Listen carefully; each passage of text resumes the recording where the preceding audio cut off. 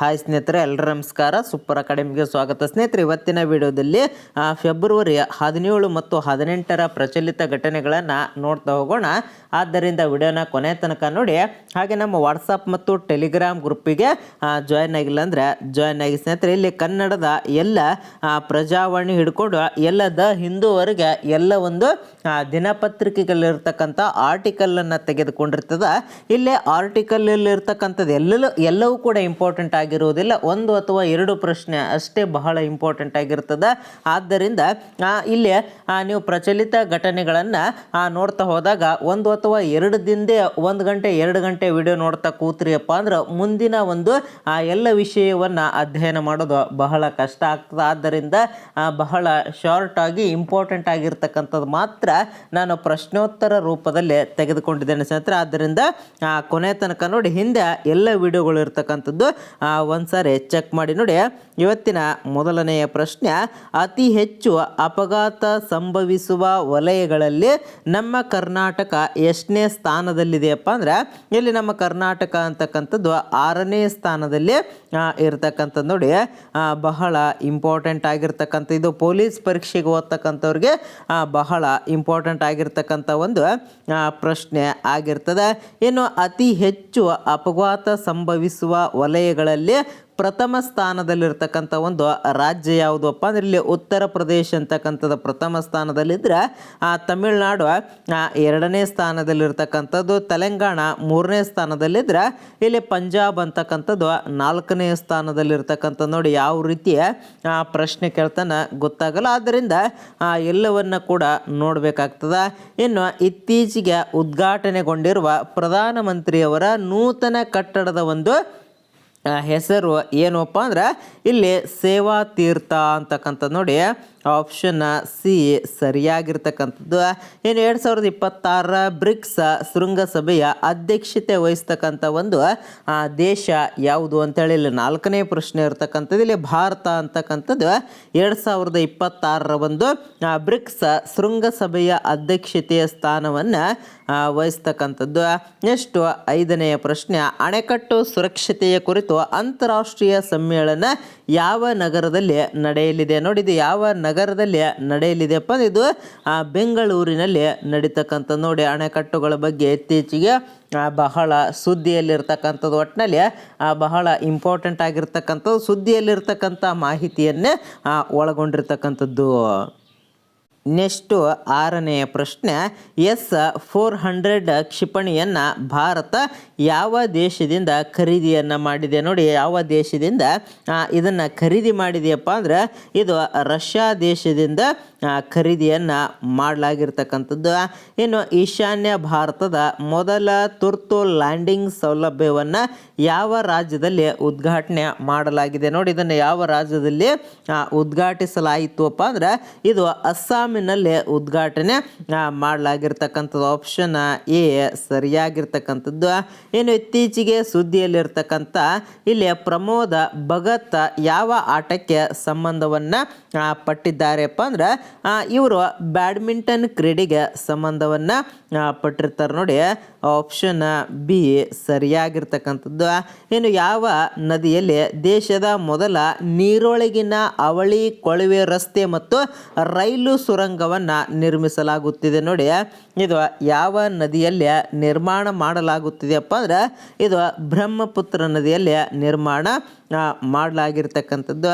Next 10ನೇ ಪ್ರಶ್ನೆ, African ಒಕ್ಕೂಟವು ಎಷ್ಟು ಸದಸ್ಯ ರಾಷ್ಟ್ರಗಳನ್ನು ಒಳಗೊಂಡಿದೆ ನೋಡಿ.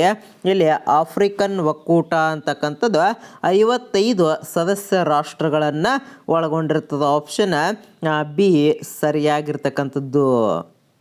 ನೆಕ್ಸ್ಟು 11ನೇ ಪ್ರಶ್ನೆ, ಇತ್ತೀಚೆಗೆ ಯಾವ ರಾಜ್ಯವು ಮುಂದಿನ 25 ವರ್ಷಗಳಿಗಾಗಿ ಸಮಗ್ರ ನಗರ ನೀತಿಯನ್ನು ಅಳವಡಿಸಿಕೊಂಡ ಭಾರತದ ಒಂದು ಮೊದಲ ರಾಜ್ಯವಾಗಿದೆಯಪ್ಪ ಅಂದ್ರೆ ಇಲ್ಲಿ ಕೇರಳ ಅಂತಕ್ಕಂಥದ್ದು ನೋಡಿ. ಕೇರಳ ಪರೀಕ್ಷೆ ದೃಷ್ಟಿಯಿಂದ ಬಹಳ ವಿಶಿಷ್ಟವಾಗಿರ್ತಕ್ಕಂಥ ಒಂದು ರಾಜ್ಯ ಆಗಿರ್ತದೆ. ಹಿಂದಿನ ಪರೀಕ್ಷೆಗಳಲ್ಲಿ ಕೂಡ ಕೇರಳದ ಬಗ್ಗೆ ಬಹಳ ಪ್ರಶ್ನೆಗಳನ್ನು ಕೇಳಿರ್ತಕ್ಕಂಥದ್ದು. ಏನು ಬಜೆಟ್ 2026-27 2017ರಲ್ಲಿ ಘೋಷಿಸಲಾದ ಭಾರತ್ ವಿಸ್ತಾರ್ ಅಂತಕ್ಕಂಥದ್ದು ಎನ್ನುವುದು ಯಾವುದಕ್ಕೆ ಸಂಬಂಧವನ್ನು ಪಟ್ಟಿದೆಯಪ್ಪ ಅಂದರೆ ಇದು ಕೃಷಿಗಾಗಿ ಬಹುಭಾಷಾ AI ಸಾಧನ ಆಗಿರ್ತದೆ ನೋಡಿ.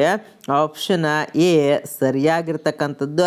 ಇಲ್ಲಿ ಸುದ್ದಿಯಲ್ಲಿರ್ತಕ್ಕಂಥ ಪುಟಾಲ ಅಂತಕ್ಕಂಥ ಕೆರೆ ಯಾವ ರಾಜ್ಯದಲ್ಲಿದೆ ನೋಡಿ.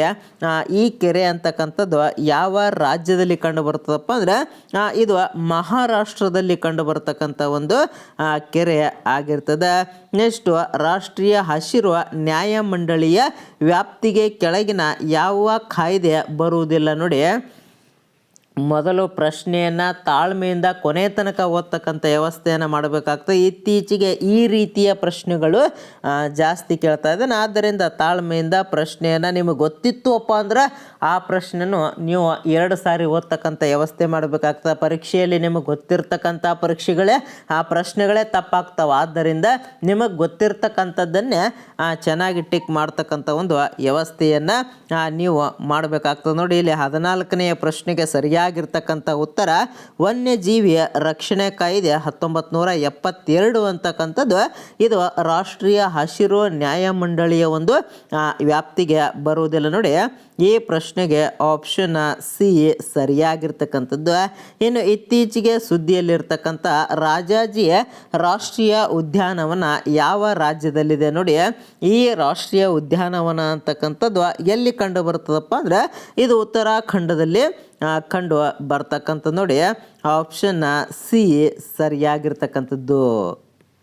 ನೆಕ್ಸ್ಟು 16ನೇ ಪ್ರಶ್ನೆ 2026 ಫೆಬ್ರವರಿಯಲ್ಲಿ ನಡೆದ ದ್ವಿದಳ ಧಾನ್ಯಗಳ ಒಂದು ದಿನದ ವಿಷಯ ಏನಾಗಿತ್ತುವಪ್ಪ ಅಂದರೆ ಇಲ್ಲಿ ಸುಸ್ಥಿರ ಭವಿಷ್ಯಕ್ಕಾಗಿ ದ್ವಿದಳ ಧಾನ್ಯಗಳು ಅಂತಕ್ಕಂಥದ್ದು ಒಂದು ದ್ವಿದಳ ಧಾನ್ಯದ ಒಂದು ವಿಷಯ ಆಗಿರ್ತದೆ ನೋಡಿ.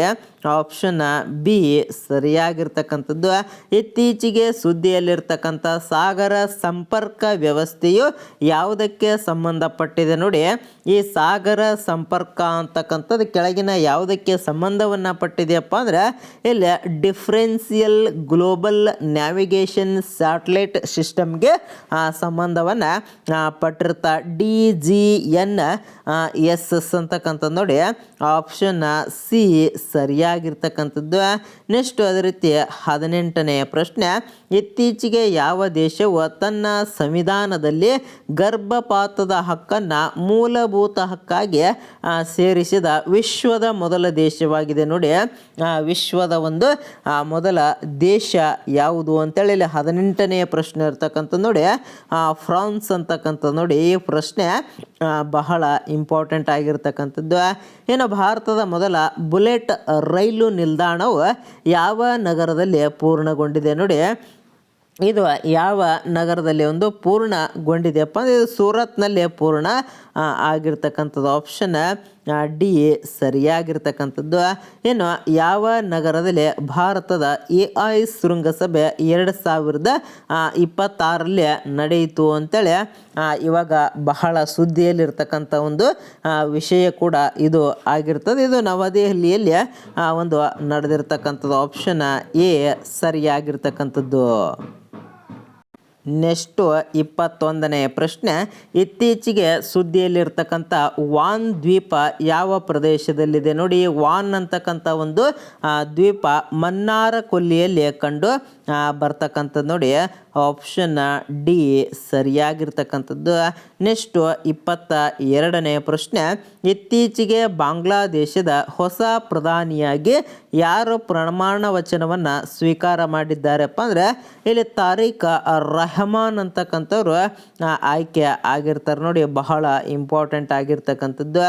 ನೆಕ್ಸ್ಟು ಕರ್ನಾಟಕದ ಯಾವ ಜಿಲ್ಲೆಯು ನಂದಿ ಬೆಟ್ಟದ ಕೇಬಲ್ ಕಾರ್ ಯೋಜನೆಗೆ ಅಂತಿಮ ಅನುಮೋದನೆಯನ್ನು ಪಡೆದಿದೆಯಪ್ಪ ಅಂದ್ರೆ ಇಲ್ಲಿ ನೋಡಿ ಚಿಕ್ಕಬಳ್ಳಾಪುರ ಅಂತಕ್ಕಂಥ ನೋಡಿ. ಆಪ್ಷನ್ ಎ ಸರಿಯಾಗಿರ್ತಕ್ಕಂಥದ್ದು. ಈ ನಂದಿ ಬೆಟ್ಟ ಕೂಡ ಚಿಕ್ಕಬಳ್ಳಾಪುರದಲ್ಲಿ ಕಂಡು ಬರ್ತಕ್ಕಂಥದ್ದು ನೋಡಿ. ಸುಮಾರು ಬಾರಿ ಪ್ರಶ್ನೆ ಆಗಿರ್ತಕ್ಕಂಥದ್ದು ನಂದಿ ಬೆಟ್ಟ ಎಲ್ಲಿ ಕಂಡು ಬರ್ತದ ಅಂತಕ್ಕಂಥದ್ದು.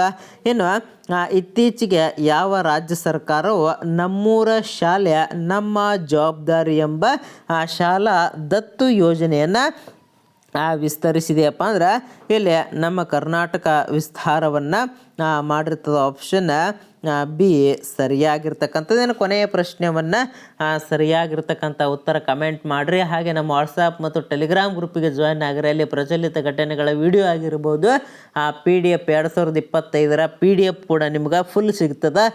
ಒಂದು ವರ್ಷದ್ದು ಒಂದು ಪಡ್ಕೊಳ್ತಕ್ಕಂಥ ವ್ಯವಸ್ಥೆ ಮಾಡ್ಕೊಳ್ಳಿ, ಅದು ಫುಲ್ ಫ್ರೀ ಆಗಿರ್ತದೆ.